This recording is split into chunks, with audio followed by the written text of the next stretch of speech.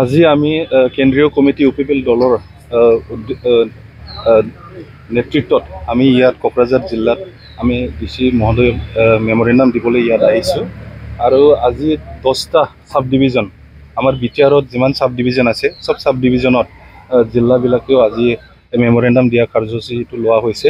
এই মেমোৰেণ্ডাম দিয়াৰ মেইন উদ্দেশ্যটো হ'ল মেইন কাৰণটো হ'ল যে আজিৰ দিনত সবে জানে যে ইলিগেল গেম্বলিং চলি আছে, জুৱাৰ নামত মানে ইলিগেল মানে জুৱা চলি আছে।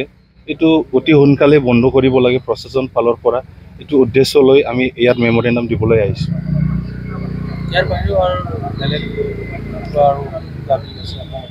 দাবী মানে আমাৰ সমাজত আগৰ পৰা পৰম্পৰা বুলি কৈ আছে, এনেতো মেলা চলি থাকে, কিন্তু মেলাৰ নামত যে ইলিগেল জুৱা দিয়া, ইলিগেল যে গেম্বলিং কৰা এইটো মানে ঠিক নহয়।